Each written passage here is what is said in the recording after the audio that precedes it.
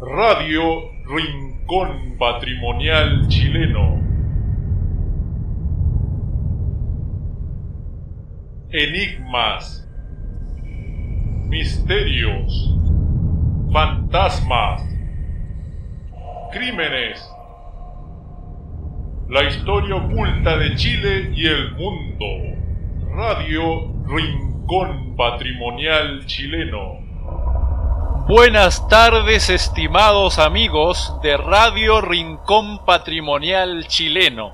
Quien les habla, Manuel Venegas. Iniciamos nuestro cuarto capítulo, día jueves 14 de abril del año 2016, con una entrevista realizada a Catalina Cho, investigadora, historiadora y conocedora de eventos paranormales. Catalina, ¿cómo se realiza una investigación paranormal? Hola, bueno, ya me presentaron ya, yo soy Catalina. No soy una experta en temas paranormales, eso tengo que aclararlo inmediatamente, pero gracias por el halago. ¿Y qué es lo primero que hay que hacer cuando uno empieza una investigación? Lo básico es estudiar precisamente historia. Estudiar mucha historia para poder entender en el terreno en el que nosotros nos estamos metiendo, para saber qué es lo que está pasando y poder hacer una correcta interpretación de los fenómenos que podamos recolectar. Ahora, no siempre cuando uno va a un lugar se va a encontrar con fenómenos, o sea, eso es algo muy fortuito, a no ser que haya un lugar ya típico que uno, aunque no quiera, le vayan a suceder cosas, pero eso es algo que se tiene que se evalúa previo a empezar cualquier tipo de investigación. Y bueno, una vez que uno ya aprende, se conoce la historia del lugar, empieza a hacer los trabajos en terreno, ¿ya? Una cosa es estudiar de los libros, muchos libros, ya nunca hay que quedarse con una sola versión, siempre que si tú lees una versión, tienes que tratar de buscar la versión que se contrapone para poder verificar los datos unos con otros y llegar a un equilibrio o a una coherencia en el relato. Y como te digo, después de eso tú empiezas a trabajar en terreno, cuando ya sabes a dónde vas, cuando ya sabes lo que te puedes encontrar y cuando ya puedes empezar a justificar algún tipo de entre comillas fenómeno, ¿ya? Y bueno, una vez que tú ya estás en terreno, ahí tú tienes que empezar a evaluar distintos factores. Catalina, tu padre es el investigador Orloff Choff. ¿Cómo influyó él en tus inicios y conocimientos? Mi papá es una persona bastante acallada, no le gusta la fama, no busca ser conocido, pese a que muchas veces lo invitaron a Canal 7 a programa. Lo que sí hizo fue estar como panelista en una radio con Patricio Varela. Y otra cosa que él ha hecho es que ha estado participando siempre de distintos movimientos estudiosos de temas esotéricos que también rayan en lo paranormal muchas veces. ¿Y cómo me influye eso? Yo toda la vida he visto a mi papá estudiando, mucha lectura, lee, habla, conversa, conoce gente, he conocido mucha gente de la televisión, de la radio, escritores que pasan por mi casa como cualquier vecino. Esa es la garantía que tengo, la gracia que nos ha regalado mi papá, ¿ya? Y por otro lado, me influye también porque él nos ha hablado tan naturalmente del tema que para nosotros no se transforma en un mero hobby, ¿ya? nosotros lo tomamos con la seriedad, y digo nosotros porque somos varios hermanos, lo tomamos con la seriedad que se merita. ¿Ya? Ahora, tengo que decir también de que hay algo que no sé si puedo hacer, que es lo que hizo mi papá en sus años mozos. Él era una especie de Indiana Jones, ¿ya? Por ahí hay una anécdota que es una de las más comentadas, cuando quiso ir a la cordillera a buscar el culebrón. Se fue con un amigo, se fue con carpa y a buscar el culebrón. Eso da cuenta de que no solamente es un estudioso del libro, él iba a los lugares a indagar. Cuando tenía salud, cuando era mucho más joven, iba a los lugares, recogía información, la analizaba, y si no encontraba nada, no importa, seguía adelante, pero siempre encontraba algo, encontraba un antecedente que le podía servir para generar nuevas hipótesis, para conversarlas con sus similares.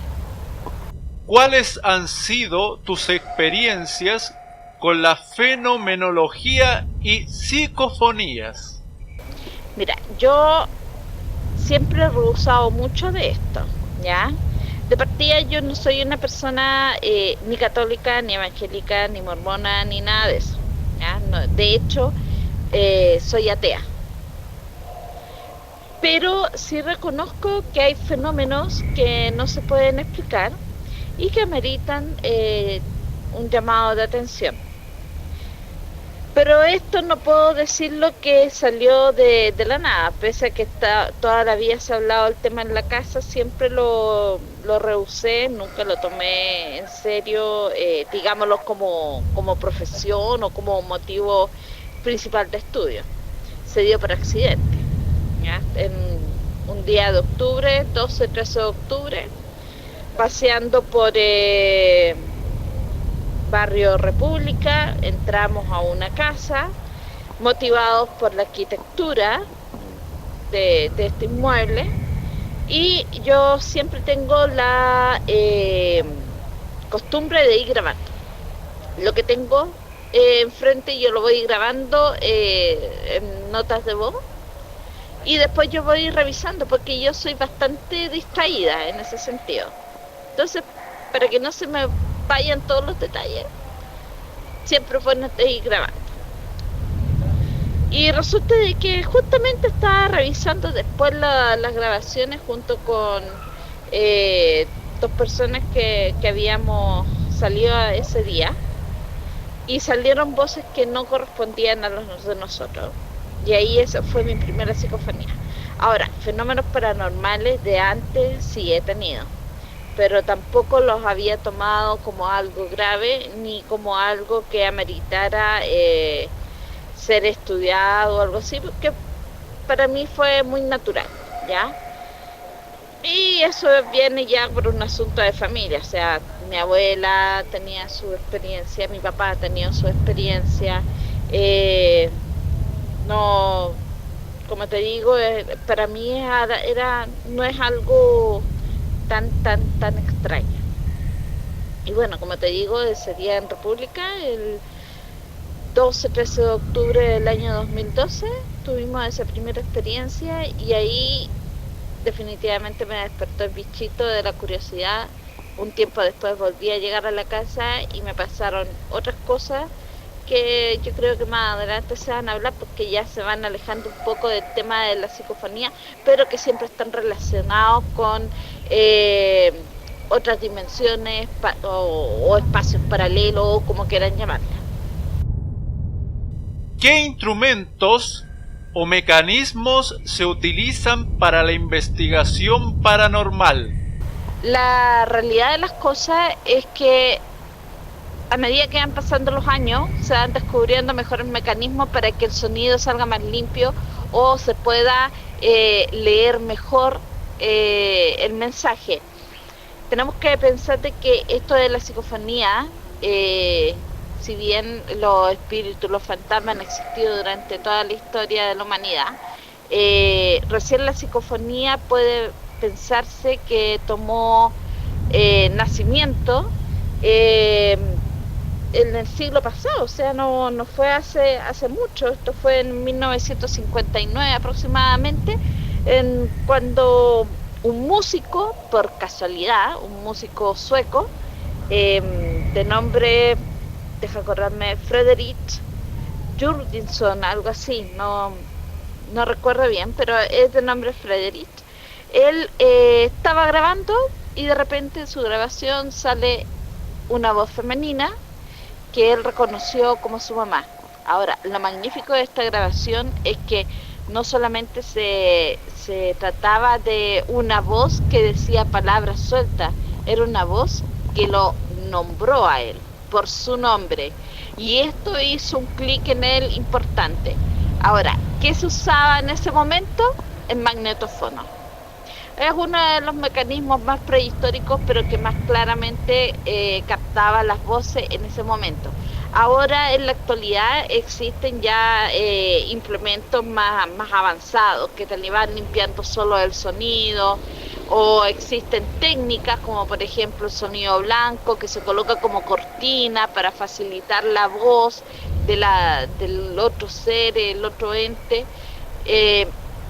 pero independiente del instrumento, yo creo que lo que hay que tomar más en cuenta es el espacio, que no esté contaminado, ya que no esté contaminado con otros ruidos que puedan interpretarse en la grabación como palabras o como murmullos, porque ahí hay un gran detalle que ha llevado a grandes errores o a grandes fraudes, y con esto van ilusionando personas y van lo que hacen los fraudes, sacar plata. Catalina, ¿qué es el estudio de terreno?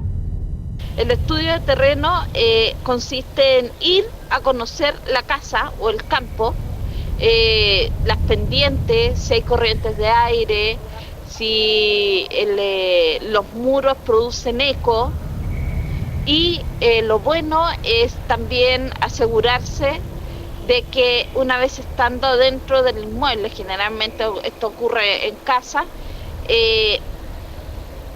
las ventanas, si tú vas a grabar, estén cerradas para aislar el sonido ambiente de las avenidas, de las calles, ¿ya? Para que no contaminen. Y por supuesto, buscar una hora adecuada. Generalmente las grabaciones para la psicofonía se hacen en horas de la tarde o en la noche, porque está todo mucho más calmo. La contaminación acústica es menor, por lo tanto se puede controlar mejor esos factores. Y se tienen que cuidar también de que no hayan corrientes de aire que produzcan silbido, ¿ya? Eso es otro detalle importante para lograr una psicofonía que sea más o menos decente. Y por supuesto, si va a tener una psicofonía, hay que considerar también qué tipo de preguntas va a hacer para que te sean facilitar la comunicación, si es que hay algo que se quiera comunicar. Pero ya vamos atravesando hacia otra rama con respecto a lo que tú me preguntaste. ¿Cómo se forma un investigador paranormal? ¿Cuáles son los factores a considerar? Mira, yo no soy investigador paranormal, esto se da prácticamente por accidente, porque a lo que yo me dedico es a las rutas históricas. Y aunque no llevamos a la gente a todos los lugares que nosotros visitamos, no hemos topado con Manuel con que hemos entrado a algunas dependencias en donde suceden cosas. Lamentablemente no podemos llevar a todas las personas, pero suceden cosas y nosotros nos vamos dando cuenta por el mismo ejercicio que hago yo de ir grabando, o de repente, francamente, el ambiente se siente que vibra algo, que te da como la corriente de repente, ¿ya? Pero en cómo se va formando un investigador se puede dar de dos formas, ¿ya? Desde el que hereda, que es el que tiene la mayor sensibilidad, el que hereda, generalmente se va heredando por parte de madre, ¿ya?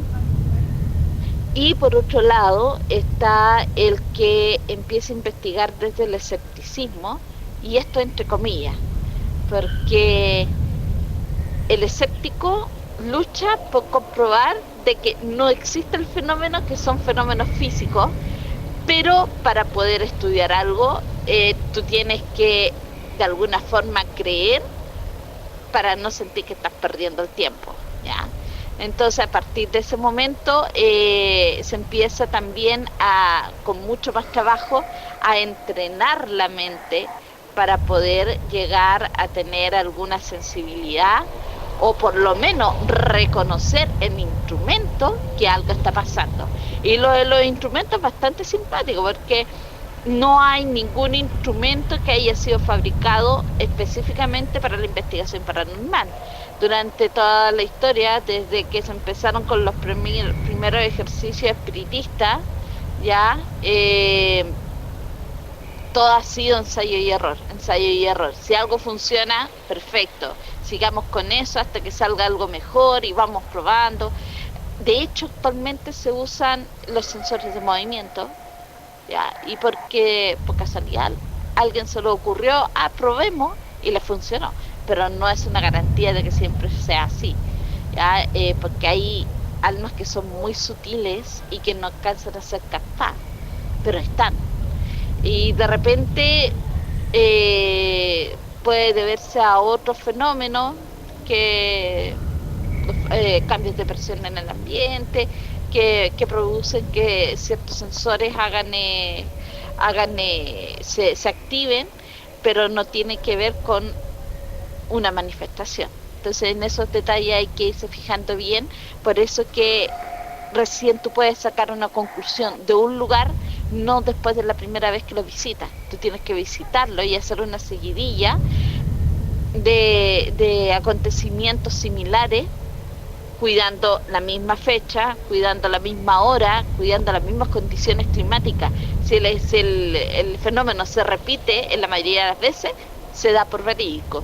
Si el ejercicio no se repite todas esas veces, entramos a la duda o al descarte, ¿ya? Pero volviendo al origen de la pregunta, hay dos caminos, como te decía: o es la herencia o es el entrenamiento, y el resto es aprovechar bien los instrumentos que te va dando el camino. ¿Cómo, cuándo y por qué se junta la historia escrita con lo paranormal? De repente hay mucha gente que dice que tiene que ver lo paranormal con la historia, con el patrimonio. La verdad, hay que solamente darse una vuelta por los libros de historia para darse cuenta que hay muchos relatos que, sin caer dentro del mito y la leyenda, hablan de fenómenos muy sutilmente. Está la historia de los serenos, cuando a poco de fallecer la Quintrala, los serenos, hay una declaración que decía que veía a la Quintrala que la sacaban del pelo arrastrando desde la iglesia de los agustinos. También está la biblioteca de Valparaíso, con toda una historia detrás de eso, y eso es patrimonio también. Ya está la casa Dubois en Quinta Normal. Hay mucho que tejer, y de hecho es una buena idea de esta radio, que vamos a darle camino, es tratar de analizar y hablar también mucho de los mitos y las leyendas, no solamente de Santiago. La idea es incorporar al resto del país, y yo creo que más adelante vamos a estar hablando de la Fuente de la Juventud, vamos a estar hablando de la ciudad de los Césares, que son conocidas universalmente, pero que inclusive los nazis estuvieron buscándola aquí en Chile porque había muchos indicios de que podían estar acá y no en otros lugares. Pero eso hay que irlo viendo en el camino según los registros que tenemos en nuestros libros de autores nacionales e internacionales.